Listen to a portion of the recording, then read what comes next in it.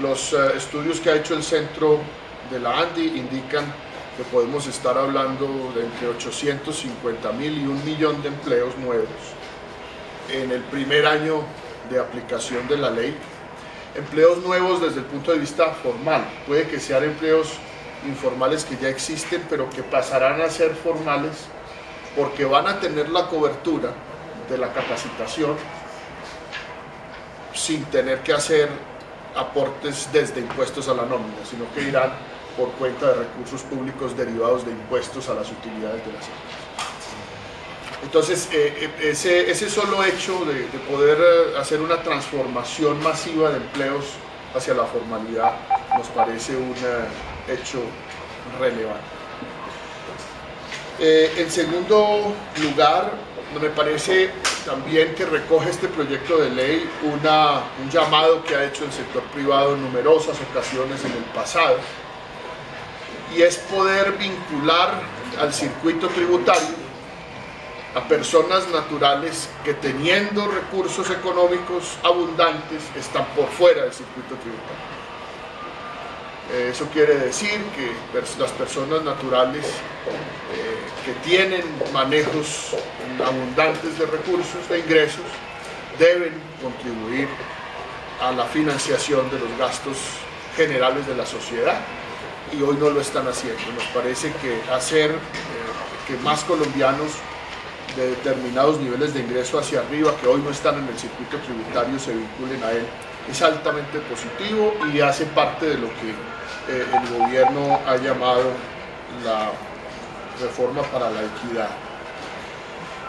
Por esa vía igualmente se producirán cambios en el mediano plazo muy importantes relacionados con la distribución del ingreso, con el indicador de Gini, con las fronteras de pobreza relacionadas con ingresos de bienes públicos, en fin, de manera que tiene un trasfondo social de gran interés esta propuesta de reforma. También ha sido postulado el sector privado decir: simplifiquemos la cantidad de niveles de IVA. Esta es una economía que no tiene por qué tener los variados niveles de impuesto al valor agregado que tiene hoy. Reducir esos niveles a 3 nos parece altamente conveniente, no solo desde el punto de vista de la característica de la economía, sino de la posibilidad de administración de ese impuesto. Es más factible que haya los controles suficientes por la DIAN, que disminuya la elusión y la evasión, que vayamos hacia facturación electrónica, por ejemplo, con una simplificación muchísimo mayor. Y por último, fortalecer los mecanismos que eviten evasión y elusión es algo que también ha estado en nuestro índice de propuestas para la reforma tributaria durante todos estos años. De manera que la ANDI, desde ese punto de vista, repito, comparte plenamente la filosofía del proyecto de ley. Ahora bien, se abre con la discusión de las comisiones, una discusión en unos aspectos políticos y en unos aspectos técnicos. En ambos vamos a participar plenamente, ya lo van a ver ustedes en el memorando en detalle que les haré llegar mañana, que es el mismo que estoy comunicándole al gobierno mañana, y que sobre esos detalles técnicos pues voy a hacer algunas consideraciones, igualmente sobre 2 o 3 cosas de orden político. Si quieren empezamos por las de orden político. Primero, estamos en la ANDI plenamente de acuerdo en que el domicilio de los grandes contribuyentes no tiene por qué ser exclusivamente Bogotá. Esa es una medida que me parece que no contribuye mucho al mejor funcionamiento y fiscalización tributaria, y sí es una medida antipática con la diversidad regional colombiana. En segundo lugar, gravar la salud prepagada me parece que es algo que va en contra de la necesidad de darle un buen funcionamiento al sistema general de salud. Lo que hace la salud prepagada es sustraer del sistema general pacientes, usuarios, eslabones, instituciones que le quitan peso financiero y cargas operativas al sistema, y que por lo tanto deberían estar no solo no grabados más como propone la reforma, sino que nuestra propuesta es que se baje el IVA que tiene hoy la salud prepagada a uno de esos 3 niveles, que me parece que creo que el que correspondería sería el 5%. En tercer lugar está el tema de la tributación de las zonas francas. Las zonas francas tienen hoy un régimen de renta de una tarifa del 15%. En el proyecto de ley se propone que además del 15% se introduzca el impuesto para la equidad, el llamado CRE. Lo que queremos proponer es que para que no se modifique el nivel de tributación de las zonas francas y queden con los mismos atractivos que tiene hoy, sobre todo para las inversiones que estén en curso, sea el contribuyente el que pueda escoger qué quiere. Si quiere el 15, paga los parafiscales. Si quiere sin parafiscales, paga el 15 más el 8. De tal modo que la carga tributaria sea neutra y que eso lo pueda escoger cada empresa dependiendo de su perfil. Las empresas que tengan mayor utilización intensiva de mano de obra escogerán no pagar los parafiscales. Aquellos que tengan una utilización más intensiva de capital escogerán pagar los parafiscales. Entonces, que sea el contribuyente el que pueda hacer esa escogencia. Igualmente, me parece que,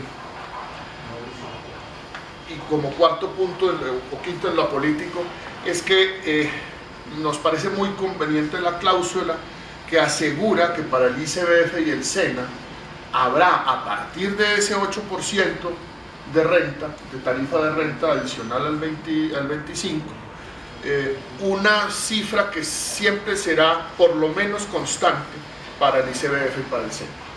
Porque lo que si no quisiéramos ver es deteriorado el servicio de capacitación de la mano de obra, que resulta para nosotros sumamente importante. Entonces, esa cláusula de salvaguardia, de mantenerle unos recursos públicos constantes a estas dos instituciones, me parece sumamente conveniente. En cuanto a algunos aspectos técnicos, pues yo quiero ponerles algunos ejemplos de lo que vamos a decir. Por ejemplo, en el nuevo tramo del 8%, llamado CRE, el impuesto para la equidad, hay que hacer unas precisiones. Por ejemplo, sobre los dividendos de las sociedades. Los dividendos de las sociedades han sido causados, pero se pagan en el año siguiente. Ese será un tramo que estará grabado al 25 o estará grabado al 33, o cuál es el sistema de transición que se va a aplicar. Entonces son cosas puramente técnicas que iremos mirando. Lo mismo en cuanto a la utilidad en la venta de acciones en el mercado de valores. Hay un artículo sobre el cual quisiéramos más información del gobierno, que es el tema de los precios de transferencia entre vinculados económicos en Colombia. La norma de precios de transferencia básicamente se tiene para dar una mayor transparencia a las relaciones económicas entre empresas vinculadas que están en el exterior, porque están por fuera del control de la administración aduanera y tributaria. Si esto es en el territorio colombiano, donde las empresas vinculadas todas están bajo la jurisdicción y control de la DIAN, pues no le vemos una razón muy poderosa a que se tenga ese tema de los precios de transferencia en el territorio nacional, pero esperamos sobre eso mayor información de la DIAN. Creemos que las facultades sobre retención en la fuente que están en el proyecto de ley deben ser más amplias. Hay una gran distorsión por sectores que hace que el capital de trabajo de muchas empresas, dependiendo de los sectores, es más grave o menos grave, pero grave en todo caso, tengan unos capitales de trabajo atrapados por cuenta de la retención en la fuente. Nos parece que la retención en la fuente debe tener una modificación mucho mayor en manos del gobierno, que permita liberar esos capitales de trabajo que hoy, repito, están atrapados en el sistema tributario. También dentro del proyecto de ley hay algo que quiero resaltar aquí ante ustedes. Ustedes recuerdan el descuento de hasta el 30% por adquisición de activos fijos productivos que estuvo vigente hasta hace 2 años. Ese fue en su momento un instrumento positivo. Recuerden que desde esta misma casa dijimos que ya era tiempo de desmontarlo y así se hizo en la reforma del 2010. Ahora bien, creemos que es necesario de todas maneras tener incentivos permanentes para la modernización tecnológica a través de la inversión. Y el proyecto de ley trae un capítulo sobre descuento del IVA para bienes de capital, que se hace progresivo.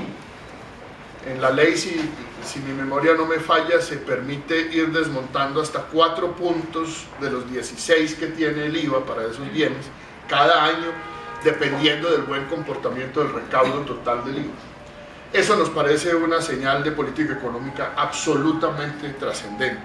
Es una señal de poder decirle a las empresas su modernización tecnológica a través de la adquisición de bienes de capital es parte de la política de crecimiento de largo plazo. Entonces, ahí vemos nosotros una decisión que esperamos sea comprendida plenamente en su importancia por el Congreso.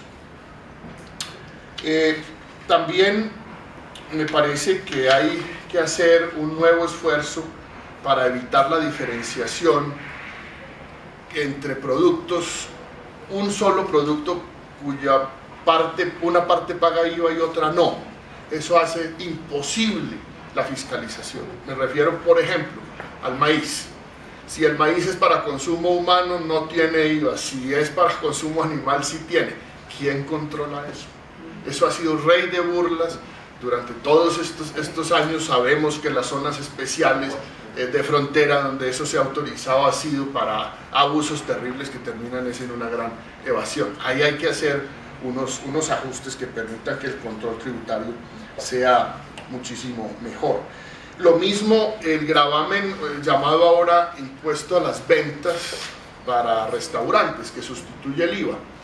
Ahí tiene que hacerse, a mi juicio, un refinamiento de la redacción para que se entienda que el IVA se paga en los restaurantes por el servicio del restaurante y no terminemos que se le va a cobrar impuesto a las ventas por mostrador o al que compra pues un roscón en una pequeña tienda, que eso se entienda también que tiene impuesto al consumo. Es para el servicio del restaurante y eso tiene que decirse así claramente para evitar tentaciones de interpretación de la DIAN en el futuro. Lo mismo que nos parece en ese tema del impuesto al consumo, que deberían excluirse o hacerse deducibles los IVAs de los restaurantes de las empresas, que hacen parte de la prestación laboral a los trabajadores, pues creemos que no tiene razón de ser que estén gravados con ese impuesto al consumo. Me parece, al final de cuentas, entonces, que esta reforma es altamente positiva, genera todas las expectativas que queríamos ver en materia de formalización, de empleo, de inversión, de crecimiento del PIB y de disminución del coeficiente de Gini. Tiene estas y otras adecuaciones técnicas y otras de orden político que ya les mencioné, que yo creo que no será de gran dificultad poder acordar con el gobierno y con el Congreso en las siguientes semanas que restan mientras están en comisiones y en plenarias del Parlamento, de manera que, repito, les haré llegar el documento en detalle a más tardar mañana a esta hora.